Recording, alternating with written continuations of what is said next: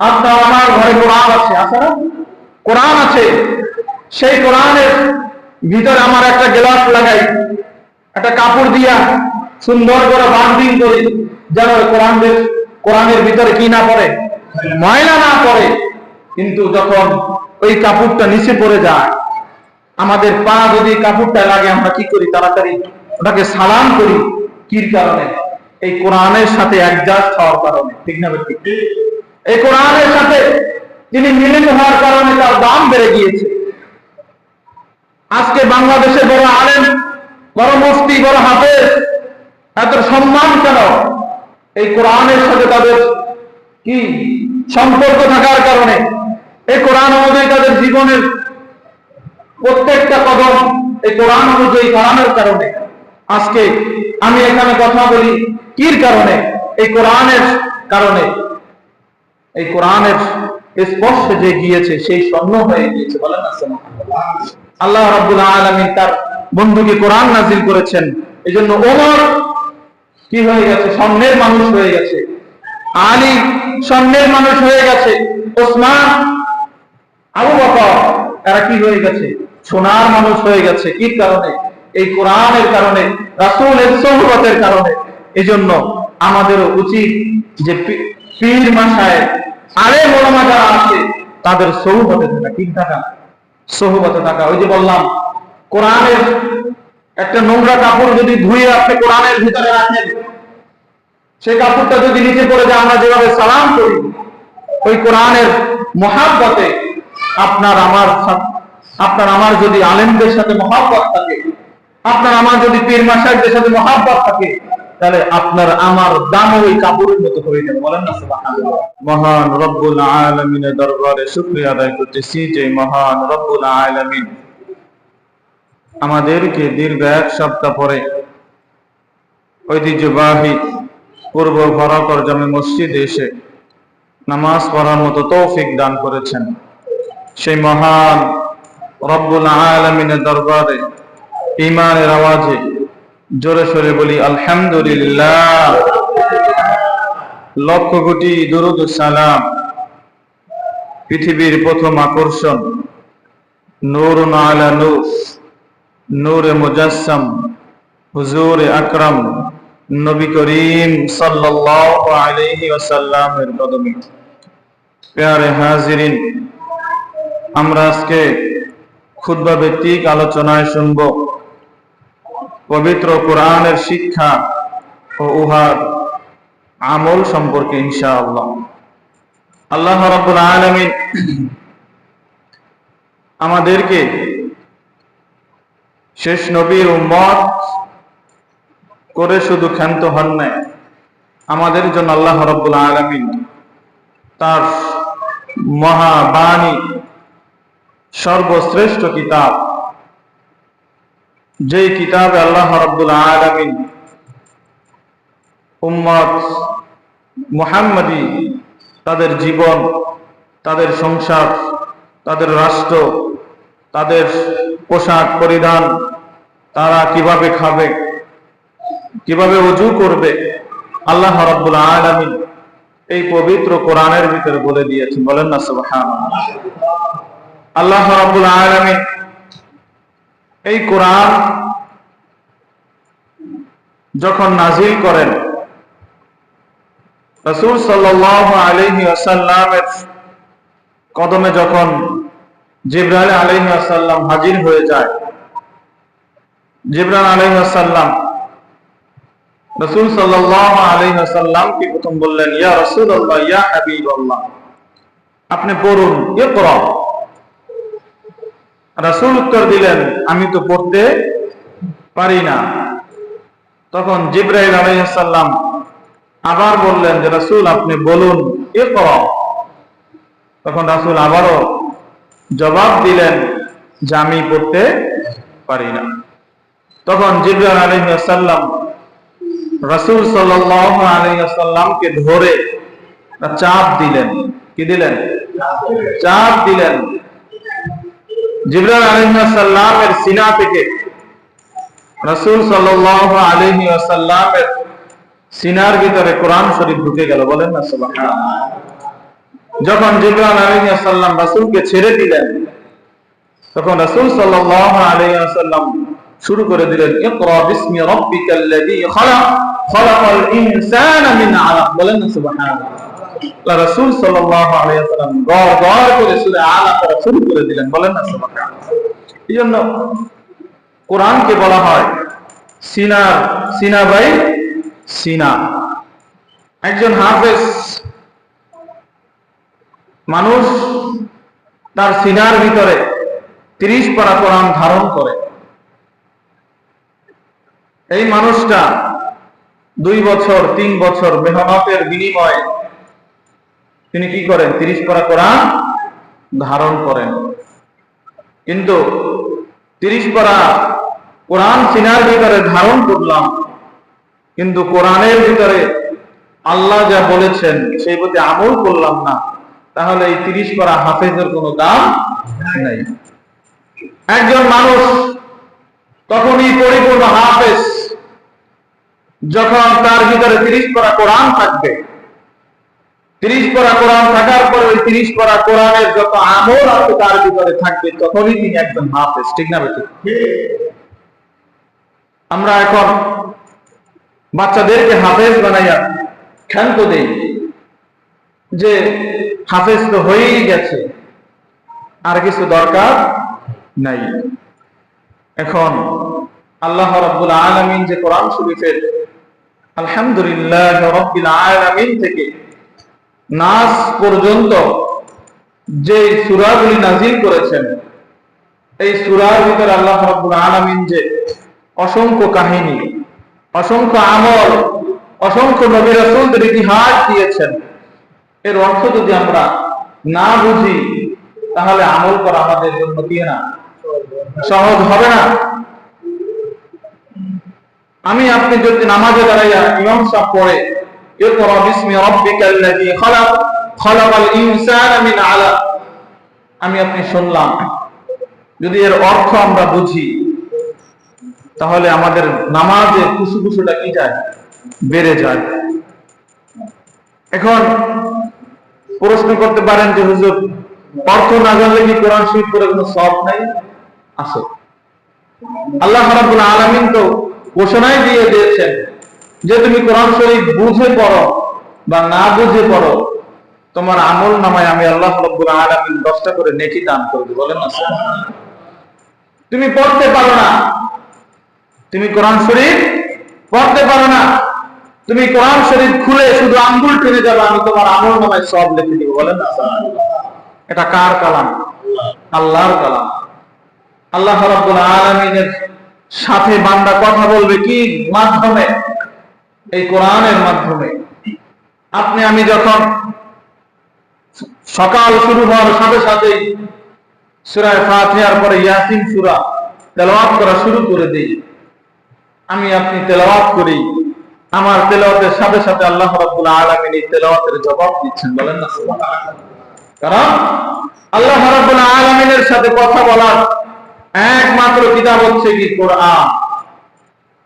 এই কোরআনের যেই আয়াত সর্বপ্রথম নাজিল হয়েছে হেরা গুহায়, যে হেরা গুহার পাথরে এখন হয়েছে আয়াত লেখা আছে, ইকরা বিসমি রাব্বিকাল্লাযী খালাক। যে আয়াত সর্বপ্রথম আল্লাহ রাব্বুল আলামিন তার বন্ধুকে নাজিল করেছেন, বন্ধুর উপরে। বলেন না সুবহানাল্লাহ। হেরা গুহার পাথরে ঢোকার সামনেই হেরা গুহার ওখানে লেখা আছে পাথরে এই আয়াত, ইকরা বিসমি রাব্বিকাল্লাযী খালাক, পড়ো তোমার প্রতিপালকের নামে যিনি তোমাকে সৃষ্টি করেছেন। বলেন না সুবহানাল্লাহ। সৃষ্টি করেছেন কে? কে করেছেন? আল্লাহ। আল্লাহ বন্ধুকে আগেই শিক্ষা দিচ্ছেন, পড়ো তোমার প্রভুর নামে যিনি তোমাকে সৃষ্টি করেছেন। বন্ধুকে শিক্ষা দিচ্ছেন যে বন্ধু, আপনি পড়া শুরু করেন আপনার রবের নামে, এবং আপনাকে যে সৃষ্টি করেছে তার নামে আপনি কি করেন? পড়া শুরু করেন। বলেন না সুবহানাল্লাহ। রাসূলের শিক্ষক কে? স্বয়ং আল্লাহ। রাসূলকে, রাসূল কোন দুনিয়ার কোন শিক্ষকদের কাছে কি করে না? শিক্ষা গ্রহণ করে নাই। আল্লাহ রাব্বুল আলামিন স্বয়ং রাসূলের শিক্ষক, বলেন না সুবহানাল্লাহ। আমার রাসূল আল্লাহ যতক্ষণ না পর্যন্ত ওহী নাযিল না করত ততক্ষণ পর্যন্ত রাসূল কোনো কথা বলতো। রাসূল যখন মেরাজে গেলেন, কোথায়? মেরাজে গেলেন, দুনিয়ার জমিনে আসলেন। 72 বছর 73 বছর কি গেল, কেটে গেল। ওজুর পানি এখনো পর্যন্ত শুকায় নাই। রাসূলের দরজা মোবারকের শিকল পর্যন্ত এখনো ঝুলন্ত অবস্থায় আছে। রাসূল যেখানে ইস্তেনজা করেছেন সে জায়গাটাও কি এখন পর্যন্ত শুকায় নাই। এমনি 70 বছর 72 বছর কি মেরাজ শরীফে কেটে গিয়েছে, 27 বছর কেটে গিয়েছে। যখন আল্লাহ রাসূল সাল্লাল্লাহু আলাইহি ওয়াসাল্লাম দুনিয়ার জমিনে আসলেন, সাহাবায়ে কেরামদেরকে বললেন, সাহাবায়ে কেরাম, আমি মেরাজে গিয়ে জান্নাত দেখেছি, জাহান্নাম দেখেছি, বাইতুল মামুর দেখেছি, কারণ নাই, বাইতুল মামুর দেখেছি। আল্লাহ রাব্বুল আলামিন নেককার বান্দাদেরকে জান্নাত দিয়েছেন সেটা দেখেছি, এবং আমি জান্নাতে গিয়ে আমার সাহাবী হযরত বেলালের জোতার আওয়াজ পেয়েছি, বলেন না সুবহানাল্লাহ। এই কথা শোনার পরে যখন মক্কার অলিতে গলিতে ছুটে গেল যে রাসূল মেরাজে গেলেন, কাফেররা ইহুদিরা সুযোগ পেয়ে গেল। কি পেয়ে গেল? সুযোগ পেয়ে গেল যে মুহাম্মদ আবার কোন জাদু শুরু করেছে। আবু বকর রাস্তা দিয়ে আসছে, শুনতে পাচ্ছে যে রাসূল সাল্লাল্লাহু আলাইহি ওয়াসাল্লাম মেরাজে গিয়েছেন, জান্নাত দেখছে, জাহান্নাম দেখছে। তখন আবু বকর জিজ্ঞেস করেছে, এটা কি রাসূল বলেছে না তুমি বলছো? তখন ওই কাফের বলতেছে যে রাসূল বলেছেন। তখন আবু বকর বলেছে, যদি আমার রাসূল বলে তাহলে এটা সত্য, বলেন না সুবহানাল্লাহ। তাদের ঈমান কত শক্ত ছিল। আবু বকর বলেছে, যদি আমার রাসূল বলে তাহলে এটা 100% সত্য, বলেন না সুবহানাল্লাহ। রাসূল সাল্লাল্লাহু আলাইহি ওয়াসাল্লাম মেরাজ শরীফ থেকে আসলেন। তার চাচারা বললেন যে মুহাম্মদ, তুমি এত কিছু দেখছো, বলো তো বাইতুল মুকাদ্দাসের কয়টা দরজা আছে, কয়টা জানালা আছে, কয়টা খুঁটি আছে, তুমি বলো। রাসূল সাল্লাল্লাহু আলাইহি ওয়াসাল্লাম একটু কি হয়ে গেলেন, থমকে গেলেন, চমকিত হয়ে গেলেন যে হায় হায়, আমি তো মেরাজে গেছি, দরজা খুলতে যাই নাই, জানালা খুলতে যাই নাই। তখন আল্লাহ রাব্বুল আলামিন ঘোষণা দেন, ও বন্ধু, আপনি টেনশন করেন না, আমি জিবরাইলকে পাঠিয়ে দিচ্ছি। ও জিবরাইল, যাও বাইতুল মুকাদ্দাসকে উঠাই আনি আমার বন্ধুর চোখের সামনে হাজির করে দাও, বলেন না সুবহানাল্লাহ। আমার রাসূল বাইতুল মুকাদ্দাসকে দেখে দেখে বলে দিয়েছে, বলেন না সুবহানাল্লাহ। সে রাসূলের প্রতি এই ওহী নাযিল হয়েছে, এই কোরআন নাযিল হয়েছে, মহিমান্বিত কোরআন। যে কোরআন নাযিল হওয়ার সাথে সাথে বাকি 103 খানা কিতাব ব্যান্ড হয়ে গেছে। ওই কিতাবের কোন এখন কি নাই, মূল্য নেই। আপনি পৃথিবীর যেখানে যান না কেন, এই কোরআন এমন একটি কোরআন, পৃথিবীর ইন্ডিয়া যান, যুক্তরাষ্ট্র যান, সৌদি আরব যান, যেখানেই যান, এই কোরআনের কোনো পরিবর্তন নাই। কিন্তু বাইবেল, হিন্দুদের যত কিতাব আছে, খ্রিস্টানদের যত কিতাব আছে, তারা দেখেন বাংলাদেশে এক, ইন্ডিয়া আর এক, যুক্তরাষ্ট্র কি ভিন্ন, ইসরায়েল ভিন্ন, কিন্তু কোরআন একমাত্র কিতাব যেটা পৃথিবীর সমস্ত জায়গায় আছে, একটা নোক্তার পরিবর্তন হয় না, বলেন না সুবহানাল্লাহ। তাহলে এই কোরআনের সংরক্ষণের দায়িত্ব কে নিয়েছেন বলেন? স্বয়ং আল্লাহ। আল্লাহ নিয়েছেন। বন্ধুকে বলেছেন, বন্ধু, আপনার প্রতি যে আমি কোরআন নাযিল করলাম, এই কোরআনের রক্ষণাবেক্ষণ দায়িত্ব আমি আল্লাহ নিজে নিলাম, বলেন না সুবহানাল্লাহ। আল্লাহ রাসূল সাল্লাল্লাহু আলাইহি ওয়াসাল্লাম যখন জিবরাইল পড়ার পরে বললেন, ইকরা বিসমি রাব্বিকাল্লাযী খালাক, পড়ো তোমার প্রভুর নামে যিনি তোমাকে সৃষ্টি করেছেন। আল্লাহ রাব্বুল আলামিন বন্ধুকে শিক্ষা দিচ্ছেন যে বন্ধু, আপনার পূর্বে যত নবী রাসূল ছিল তাদের ইতিহাস আমি আল্লাহ রাব্বুল আলামিন আপনাকে শোনাবো, বলেন না সুবহানাল্লাহ। এইজন্য কোরআনে সূরার নাম আছে ইব্রাহিম, আছে না?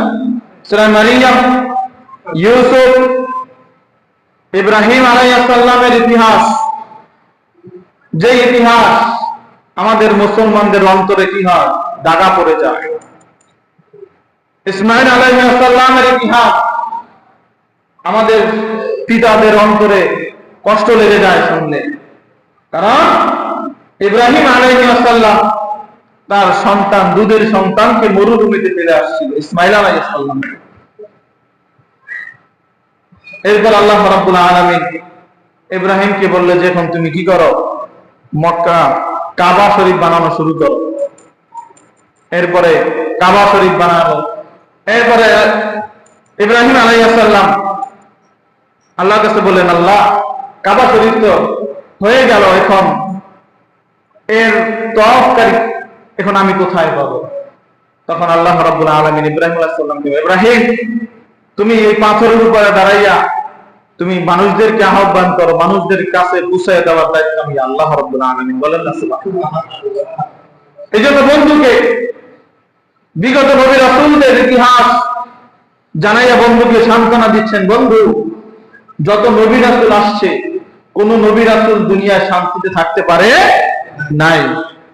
হয়তো তার আপন ভাই, নয়তো তার আপন বাবা, নয়তো তার আপন চাচা, নয়তো তার আপন বোন, তাদের মাধ্যমে আমার নবী রাসূলরা কি হয়েছে, নির্যাতিত হয়েছে। যেমন মূসা আলাইহিস সালাম, মূসা আলাইহিস সালাম তিনি ফেরাউনের ভয়ে তার মা তাকে বাক্সতে ভরে নদীতে ভাসাই দিয়েছেন, কিন্তু আল্লাহ রাব্বুল আলামিনের কি নিনা খেলা দেখেন, ওই ফেরাউনের ঘরে মূসা আলাইহিস সালামকে লালন পালন করাইলেন। বলেন না সুবহানাল্লাহ। ইব্রাহিম আলাইহিস সালাম যার পিতা ছিল সবচেয়ে বড় দুশমন, সন্তানের পক্ষ না নিয়ে ফেরাউনের পক্ষ নিল, পিতা সন্তানের বিপক্ষে সাক্ষী দিয়েছে। তাহলে তারা যেভাবে ইসলাম পেয়েছে, বন্ধুকে সান্ত্বনা দিচ্ছেন, বন্ধু আপনি ঘাবড়াইয়েন না, আপনারও দুশমন থাকবে। রাসূল সাল্লাল্লাহু আলাইহি ওয়াসাল্লাম যতক্ষণ না পর্যন্ত তার প্রতি ওহী না আসলো, ততক্ষণ তার আপন চাচা, তার মক্কার বাসীরা তাকে আলামিন উপাধি দিয়েছেন। কি উপাধি দিয়েছেন? আলামিন উপাধি দিয়েছেন। যখন রাসূল সাল্লাল্লাহু আলাইহি ওয়াসাল্লামের প্রতি ওহী নাযিল হলো, নবুয়ত প্রাপ্তি হলেন, তখন থেকেই আবু জাহেল, উতবা সাহেবেরা রাসূলকে কিভাবে ক্ষতি করা যায় সেই চেষ্টা শুরু করলো। কিন্তু আল্লাহ রাব্বুল আলামিন তার বন্ধুকে রক্ষা করেছেন। কারণ বন্ধু তো, আপনার বন্ধু যদি কোনো সমস্যায় পড়ে, আপনার টাকা হোক, পয়সা হোক, শ্রম হোক, জান হোক, আপনি সহযোগিতা করার কি করেন, সহযোগিতা করার চেষ্টা করেন। কিন্তু বন্ধু এমন বন্ধু, যে বন্ধুকে আল্লাহ রাব্বুল আলামিন এই পৃথিবীর কিছুই হয় নাই, আদম হয় নাই, লৌহ কলম হয় নাই, কিছুই হয় না, সর্বপ্রথম বন্ধুকে সৃষ্টি করেছেন। বলেন না সুবহানাল্লাহ। সেই বন্ধুকে যখন দুনিয়ার জমিনে পাঠাইলেন, এরপর আল্লাহ রাব্বুল আলামিন বন্ধুকে দেখার আকুতি মিনতি করলেন যে বন্ধু আপনাকে আমি একটু দেখতে চাই। বলেন না সুবহানাল্লাহ। রাসূল কিন্তু আল্লাহকে দেখতে চায় না, আল্লাহ রাসূলকে দেখতে চাইছে, বন্ধু আপনি আসেন, আমি আপনাকে দেখতে চাই। বলেন না সুবহানাল্লাহ। এজন্য বন্ধুকে মেরাজে নিয়ে গেলেন, মেরাজে নিয়ে 5 ওয়াক্ত নামাজ দিলেন। আল্লাহ রাব্বুল আলামিন বলেছেন যে বন্ধু আপনার কোন উম্মত যদি নামাজে দাঁড়াইয়া সূরা ফাতিহার পরে যদি কোরআন শরীফের যে কোনো জায়গা দিয়ে পড়ে, আমি আল্লাহ রাব্বুল আলামিন সাথে সাথে তার জবাব দিয়ে দেব। বলেন না সুবহানাল্লাহ।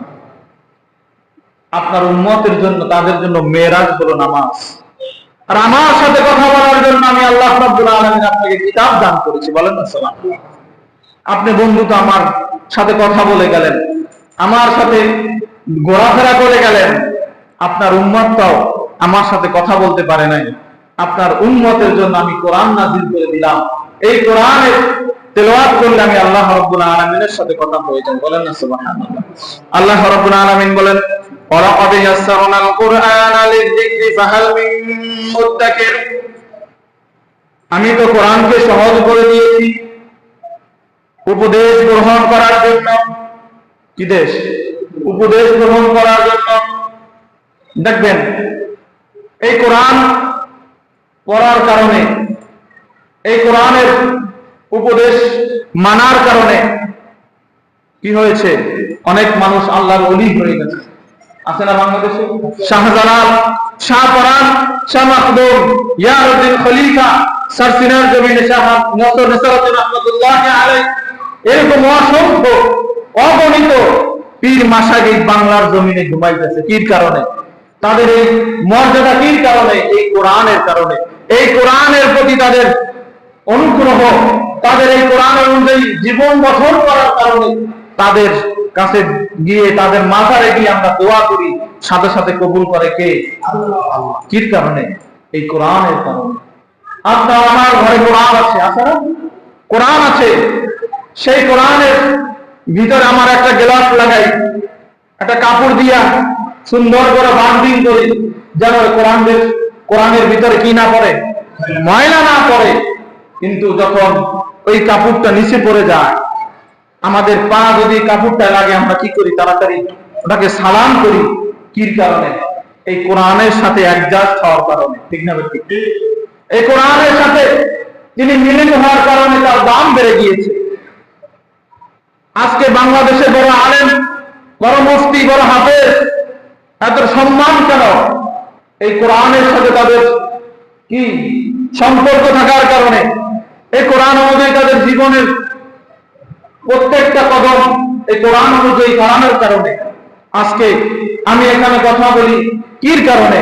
এই কোরআনের কারণে। এই কোরআনের স্পর্শে যে গিয়েছে সেই স্বর্ণ হয়ে গিয়েছে। বলেন না?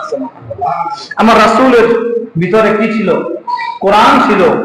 আল্লাহ রাব্বুল আলামিন তার বন্ধুকে কোরআন নাজিল করেছেন। এজন্য ওমর কি হয়ে গেছে? স্বর্ণের মানুষ হয়ে গেছে। আলী স্বর্ণের মানুষ হয়ে গেছে। ওসমান, আবু বকর, এরা কি হয়ে গেছে? সোনার মানুষ হয়ে গেছে। কি কারণে? এই কোরআনের কারণে, রাসূলের সোহবতের কারণে। এজন্য আমাদেরও উচিত যে পীর মাশায়েখ, আলেম ওলামা যারা আছে তাদের সোহবতে থাকা। কি থাকা?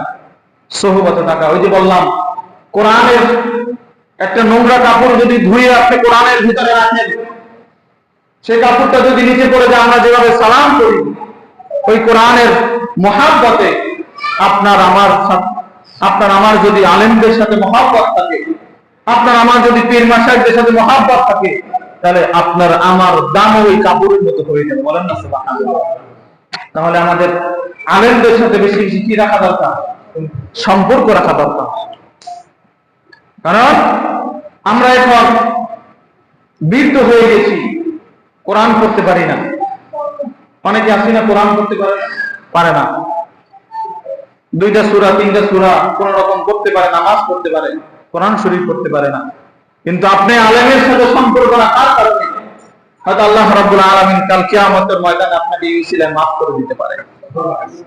আপনি কোরআনের সাথে সম্পর্ক রাখার কারণে আপনি কোরআন পড়তে পারেন না, তারপর আপনি যদি কোরআন খুলে দু চোখের পানি ছেড়ে দিয়ে আল্লাহর কাছে বলতে থাকেন, আল্লাহ আমি তো কোরআন পড়তে পারি না, তোমার কোরআন আমি দেখতেছি, তুমি আমাকে মাফ করে দাও, হয়তো এই সিলাই আপনাকে মাফ করে দিতে পারে। আল্লাহ রাসূল বলেছেন, খায়রুকুম মান তাআল্লামাল কুরআন ওয়া আল্লামা, ওই ব্যক্তি সর্বোত্তম যে ব্যক্তি কোরআন শিক্ষা করে এবং অপরকে কি দেয়? শিক্ষা দেয়। এজন্য শিক্ষকদের এত মর্যাদা, শিক্ষকদের এত মর্যাদা। ছোটকালে শুনতাম মুরব্বীরা বলতো, মা বাবা বানায় ভূত, ওস্তাদ বানায় ভূত। মুরব্বীরা বলতো আমাদের সমাজে। এই জন্য ওস্তাদদের এত মর্যাদা, কারণ তারা কোরআন শিখছে, হাদিস শিখছে। ওই শেখার পরই আমাদেরকে শিক্ষা দিয়েছে। আমরা এখন মানুষদের মাঝে কোরআন এবং হাদিসের দর দিয়ে যাচ্ছি। কাদের উসিলায়? ওস্তাদদের উসিলায়। এই জন্য সর্বোত্তম কোন ব্যক্তি? যিনি কোরআন শিক্ষা করে এবং অপরকে শিক্ষা দেয়। এখন আপনি, আপনার দাড়ি পেকে গিয়েছে, এই জন্য কি আপনি কোরআন শিখতে পারবেন না? না, অবশ্যই পারবেন। কেন পারবেন না? স্কুল কলেজে যাওয়ার একটা বয়স আছে না? আপনার যখন 23-24 বছর হয়ে যাবে, আপনার মাস্টার শেষ হয়ে যাবে, কিন্তু কোরআন শিক্ষা করার কোনো বয়স নাই। আপনি এখনো শিক্ষা করতে পারেন। আপনার সারাদিন যত ব্যস্ততার পরে আপনি 10 মিনিট 20 মিনিট 5 মিনিট বসে কোরআন শিক্ষা করলেন।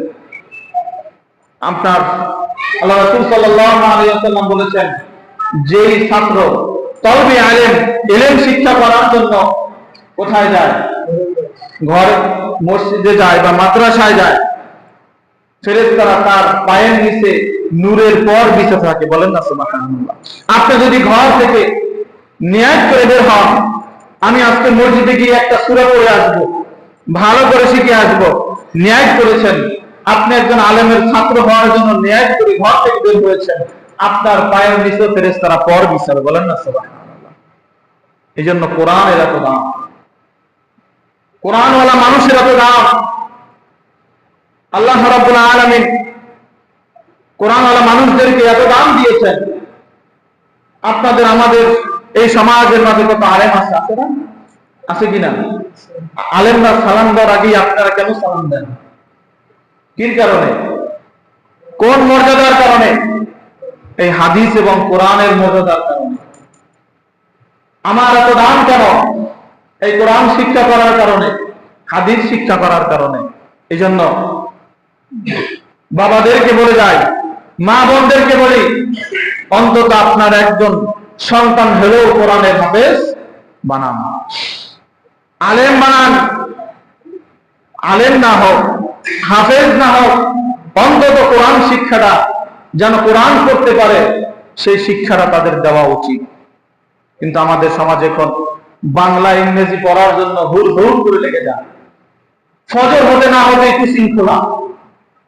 আগেকার জমানায় আমরা 8টা-9টা পর্যন্ত মক্তবে পড়তাম। আমার মনে আছে, আমার নানি আমাকে মুড়ি দিয়ে দিত, মুড়ি। আমরা জামার পোটলা বানাইয়া তারপরে পোটলার ভিতর মুড়ি খাইতে খাইতে মক্তবে যেতাম। যখন হুজুরে পড়া শুরু করতো তখন আবার ওই পোটলা রাইখে দিতাম, ছুটি হতো আবার খাইতে খাইতে আসতাম। কিন্তু এখন এই জমানায় এসে দেখি ফজরের নামাজ পড়ার সাথে সাথে কুশৃঙ্খলা। ছোট ছোট বাচ্চাদের ঘুম বাদ দিয়ে ঠেললে উঠাইয়া দেয়, যাও কুশিনে যাও, বাংলা ইংরেজি পড়ার লেগে যাও। কিন্তু মসজিদে এসে মক্তবে কোরআন পড়বে, আলিফ বাতা পড়বে, ওই পড়ার সুযোগ এখন দেয় না। আমাদের পিতা মাতারাই এখন হয়ে গেছে ডিজিটাল। কি আপনারা কষ্ট পেতে পারেন আমার কথা, এই কথাগুলি কষ্ট নিয়ে বলতে হচ্ছে। এই করোনা ইউনিয়নে 48টা-47টা মসজিদ, আমরা ইমাম সাহেবরা বৈশা গণনা করে দেখলাম, 48টা-47টা মসজিদে সব মিলে ছাত্র 100 হয় না। কত? 100 হয় না। কি কারণ? সকালবেলা উঠাইয়া কোচিং খোলা, কোচিং এ চলে যাও, বাংলা ইংরেজি না পড়লে তুমি বড় কিছু হইতে পারবে না। পিসা মুরব্বীরা বলে কি, এদের ভিতরে পিসা। কারণ আপনার ভিতরে যদি কোরআন না থাকে, আপনি বাংলা ইংরেজি বিজ্ঞান যত কিছু পড়েন না কেন, কোনো দাম নাই। বিজ্ঞানীরা রিসার্চ করে দেখেছে, কোরআন শরীফে এমন কোন জিনিস আল্লাহ রাব্বুল আলামিন, দুনিয়ার জমিন এমন কোন জিনিস আল্লাহ রাব্বুল আলামিন রাখে না যে কোরআনের ভিতরে নাই। বলেন না? আপনার বিজ্ঞানীরা প্লেন বানাইলো, বিজ্ঞানীরা রকেট বানাইলো, বিজ্ঞানীরা বড় বড় মিসাইল বানাইলো, এই যুদ্ধ হচ্ছে। কোরআন দিয়ে মিসাইল বানাইয়া এখন মুসলমানদের কি মারা। কিন্তু আমরা মুসলমান এখন কোরআন করতে পারি, সবই বুঝি, কিন্তু ইহুদিদের মতো মাথা কাটাইতে পারি না। কারণ ওই যে সকালবেলা উঠাইয়া কই কুচিংয়ে, সকালবেলার আবহাওয়া শরীরের জন্য যে কত উপকার, সকালবেলার আবহাওয়া পবিত্র আবহাওয়া। কারণ এই আবহাওয়ার ভিতরে কোনো মুনাফিকদের কি থাকে না, বাতাস থাকে না। এই জন্য এই আবহাওয়াটা কিন্তু আমাদের সন্তানেরা এখন ঘুম থেকে উঠে কোচিংয়ে চলে যায়, নয়তো 8টা-9টা পর্যন্ত ঘুমায়।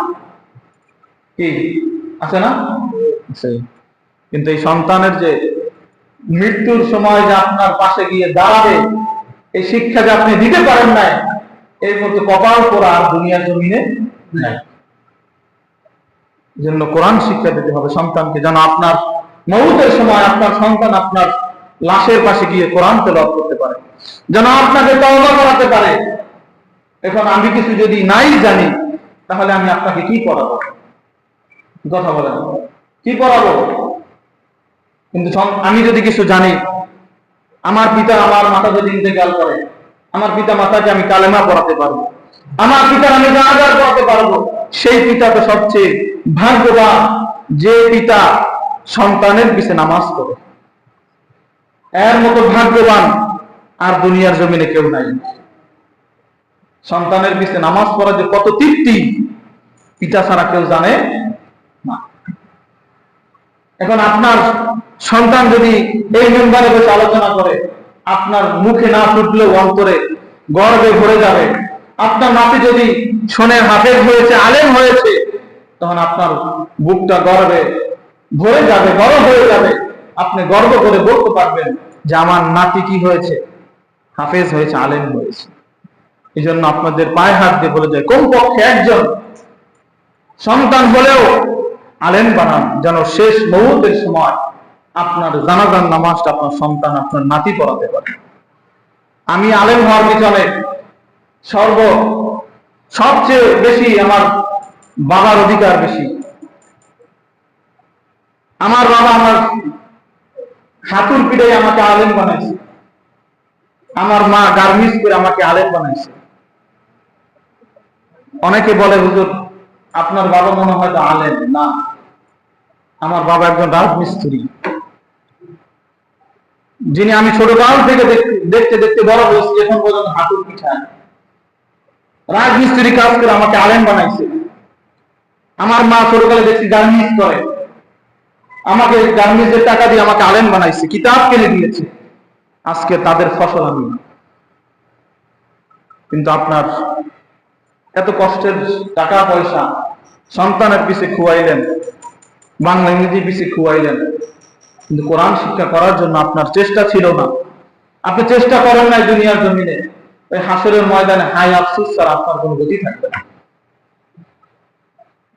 হয়তো আমার কোনো আমল নাই, কিন্তু আল্লাহ রাব্বুল আলামিনের কাছে অন্তত বলতে পারবো যে আপনার বান্দাদেরকে আপনার কোরআন এবং হাদিসের কিছু কথা শুনাইছে।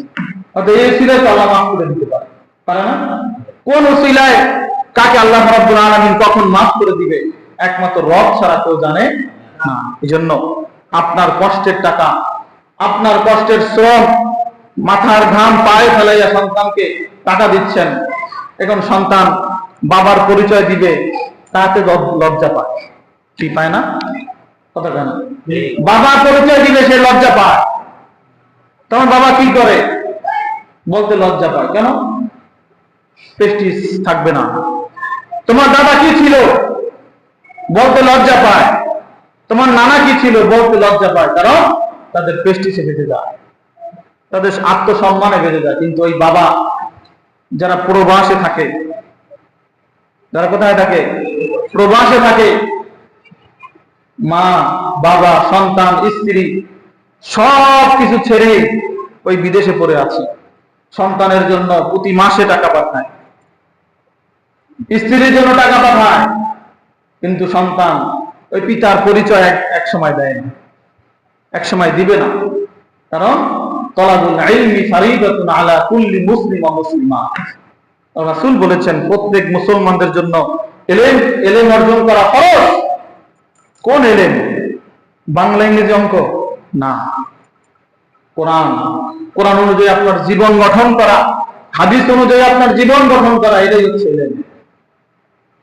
আপনি নামাজে দাঁড়াইয়া সূরা ফাতিহা পড়লেন, সূরা ফাতিহার ভিতরে আপনার 7 আয়াতের ভিতরে আপনার 100 ভুল হয়ে গেল, ওটা ইলম না।